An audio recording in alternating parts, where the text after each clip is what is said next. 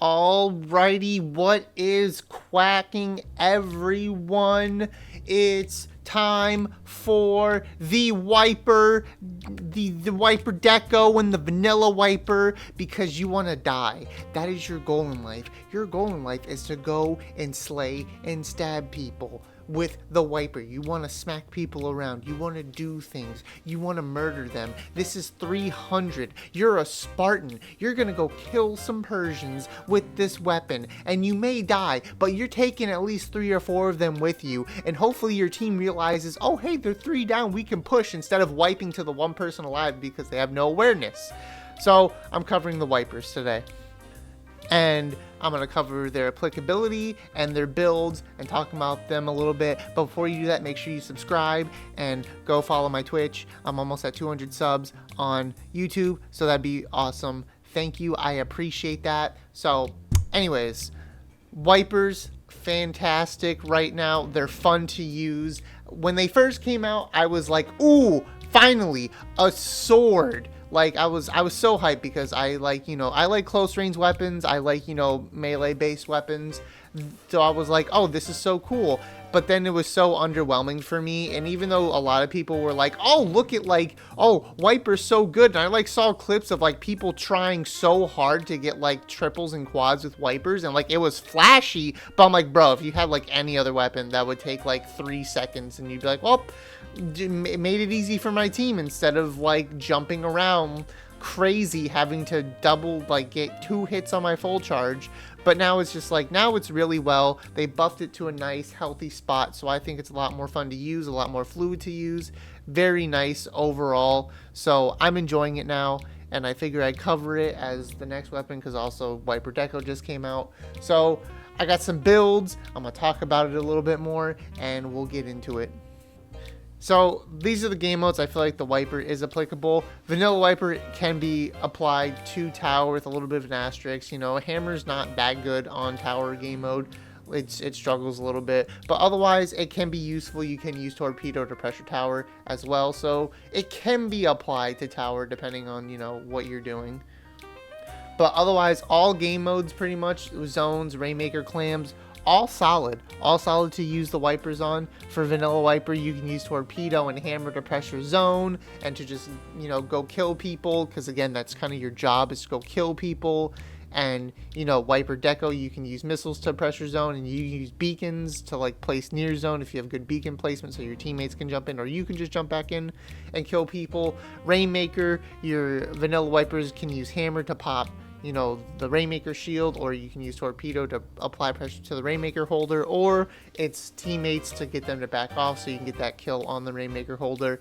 And obviously wiper deco, you have missiles to just missile people and be annoying. And then clams, it's kind of the same thing, hammer to go in around the basket and apply pressure, or wiper deco to displace them with missiles. And if you have beacons placed near the enemy basket, your team can jump in.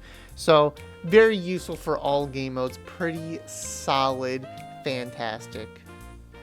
Now we're going to be starting off with the builds for the wiper deco. It's fantastic, it's fun, it's got missiles, it's got beacons, and I made a little video that this weapon was the reason why I talked about the missiles, because everyone was like, oh my god, it's Jover, oh, the game's ruined, we're never gonna have a balanced game. Shut up, get better, literally stop sucking, you know what I'm talking about. Anyways, so basically, as I stated earlier, you're going in to die. You're running lots of QR. With this one, I added a little bit, I added some sub power up. You don't really need to add sub power up. If you want more QR, you can, and you can replace any of the main abilities with QR, but your whole purpose is to go in there and kill them and die. That is your life cycle in this game. There is no I went 31-0 because I just stood in the back and just kept killing people. No. You're not playing backline. You're playing, I want them in their face. I want to smell their disgusting Cheeto breath while I splat them, and then their E-leader shoots me.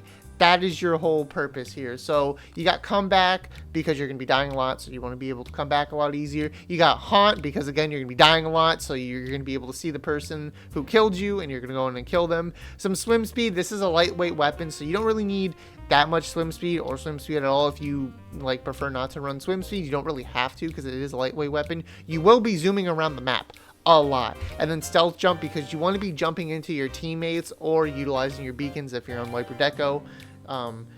Stealth jump is going to be applicable to vanilla as well.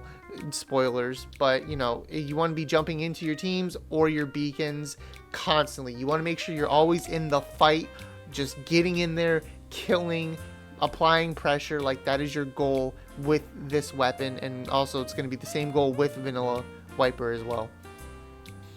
And if you want, you don't have to run hot. You can run Ninja Squid and Shark a little bit more. Again, like, the main ability for the shirt, sometimes Ninja Squid's, mostly Ninja Squid's good because you're moving around a lot and you don't want people to see your movements. However, if you're sharking and moving around with this weapon, it can be very disorienting for the enemy. So you can run Haunt, but also Ninja Squid if it fits your playstyle.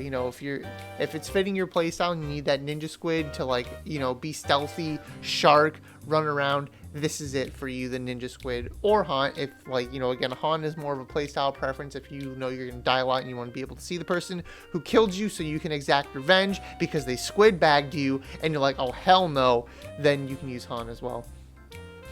Now, if you want a more missile-oriented play style, this is something that I would definitely recommend running. You got Special Charge Up, which takes, the missiles from 180 to 162, and then obviously you have Special Saver because you're dying a lot, so you want to be able to have that specialty come back up. And then you can either run Haunt or Ninja Squid. Again, I put the Haunt and Ninja Squid icons over their swim speed units, so as you can see, with Haunt, you basically just almost have 2.1 swim speeds, but if you have Ninja Squid, you're at 1.8, basically 1.9 almost. And then you cut off some of that QR, so you're not having a super high QR, so you're just at like 6 seconds instead of like 5.3 or whatever it was. So there is that. This is I want missiles, I want to be annoying, I just want to be a menace to society and prey on people's insecurities and downfalls with the missiles. I want them to know that they're not going to have fun. I want them to know that they're going to go on Twitter 5 minutes after this match is over and be like, oh my god, missiles, nerf missiles into the ground, make sure you can only target one person with missiles. That's what's going to happen. That's what this build's going to do. You're going to provoke the little Timmies to go on Twitter. Now, if you're so inclined, you don't need to run Haunt or Ninja Squid if you don't want to. You could just run 1.2 with swim speed, which, significantly makes you super speedy. You're basically at 2.2, so you're going to be zooming around the map like Sonic. So you could use 1.2 if you really wanted right here. So these are the units. So you could substitute, your shirt with some swim speed. Or if you're jumping around a lot, I would definitely recommend maybe 2 subs of QSJ, swap out some other subs for it, of course. So if you're jumping around a lot, 2 subs of QSJ is pretty worth it. IMO if you're going to jump around a lot, and that's definitely useful to make sure you're getting back into the fight so you can kill people. So, yeah. Alright, so now, Vanilla Wiper. Vanilla Wiper is basically the same thing, except you don't need to worry about sub power up. You don't need to worry about that sub power up unless you want sub power up on your torpedo for some reason. I don't know why, but you have the world is your oyster for QR. You got 5.2 seconds of quick respawn, and you just go in and kill people. That is your job. Honestly, a lot of people do prefer Vanilla Wiper over the new Wiper Deco because, Beacon. However, there are, obviously people who understand that, Wiper Deco is basically like more of a K-shot in a sense, except without a lethal. So you can just basically skirmish and kill people, and you have missiles to apply more pressure, and you can go hunt down the people that you lock on with missiles. So you can be very aggressive with Wiper Deco as well. But also Vanilla Wiper is super useful. You got Hammer to be aggressive, and you can use torpedoes in the middle of fights as well to help you in the middle of fights. So it's very good and fun. So this is pretty much it. Just a bunch of QR, and you go in to die with some utilities. You can swap out for some more utilities. If you want to be super speedy, you can swap out some for some swim speed. So those are some options there that you can use with this weapon. Now, I was talking about this on stream a while ago, but I was like, why is someone running LDE on Wiper Deco? That is terrible. It has no purpose. However, you can run LDE on Vanilla Wiper, mostly probably in zones, though. You're probably going to use it in like either zones, maybe even tower, or you could maybe use it in Rainmaker as well. I mean, it's applicable in all game modes, but it's probably like very dependent on how you feel. And also, if you want to run some sub saver as well, so you can be more aggressive with your torpedoes and not like worry about wasting too much ink when you throw a torpedo.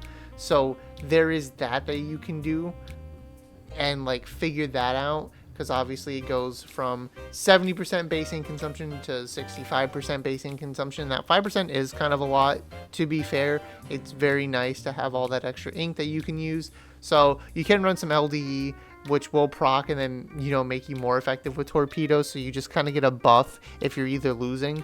So there is that you can use. So LD is kind of applicable to this, and then again, you're just going in and killing for the most part as well. And then you have, you know, sub savers, so you know you're saving for torpedo, and you could also apply the sub saver to comeback as well, and utilizing sub saver on the comeback. So if you want some sub saver, you can add some sub saver to make yourself more annoying with torpedoes and stuff like that. I know a lot of people were complaining about torpedoes and like, oh, torpedo carries this main weapon. But, you know, it's in a good spot now, so torpedo's definitely super effective still. And, of course, if you want to keep your hammer and, you know, like if you care about keeping your hammer, you can run some, you know, run some special saver if you really wanted to. You're so inclined, run a couple subs of that. Or I've seen people run a lot of quick super jump on this weapon, so you can run 2 to 3 subs if you really wanted to. You can take out, you know, the ink recovery, or just, you know, swap the subs around as well. A lot of people for this weapon do run a lot of QR. However, for Deco, a lot of people run a bunch of different utility subs or like different subs and mains. But for this one, you can also do that. You can swap out some QR for the quick super jump. It's not like you have to run basically just pure QR, even though you're mostly dying anyways and just constantly skirmishing and fighting people and being the aggressor. But yeah, you can swap out something for quick super jump as well. Now, something that can be utilized by both weapons is Respawn Punisher. Yes, Respawn Punisher. Now, I know a lot of people don't like to run Respawn Punisher on, you know, main weapons. It's definitely a high risk, high reward. If you're performing super well, Respawn Punisher is fantastic if you're constantly getting kills with this weapon. And the reason why I feel like Respawn Punisher works so well on this is because this weapon already runs a lot of QR. So it's just like, well, you can basically just counteract the effects of quick respawn. Like already it's at 6 seconds instead of 7.5 seconds because you're running a lot of QR already. And then if you get splatted by another quick respawn user, it's almost 9 seconds. So there is that. And then you can run some utilities, and then with double subs of special saver, you could even add another one to bring you down from 57% to 53%. So if you want to be closer to the base, you can be. But overall, I feel like this weapon can definitely utilize Respawn Punisher because it already has, you know, already people running a QR. You're running QR on this, so it's very fun and useful, and you can just be an absolute menace and just, you know, be annoying. And especially if they have a backline with Respawn Punisher and you're able to punish their backline consistently with this weapon, that is a nightmare for that backline. But overall, those are some builds, my thoughts. Weapons are super fun, you know, obviously, you know, use the builds as reference points. If you know you have some other subs specials that you feel like would fit your playstyle better, absolutely apply those. I just like to make this as an outline. So that's my thoughts. Weapons are really fun to use. They are still very hard to use as well. They require a lot of skill to use. They're not like, you know, free like some people think they are. They do require a lot of, you know, mental fortitude to use them, and making sure you're also hitting your vertical charge shots. So there's that. But super fun, very aggressive. The playstyle of this weapon is like up my alley. I'm an aggressive player. I love being in that front line. So weapons are fun. Those are my thoughts. I'll see you in the next one. Subscribe if you haven't already. Go follow my Twitch. I stream mostly Splatoon and other things and do goofy things like wear maid dresses and stuff. So I'll catch you in the next one. Take care.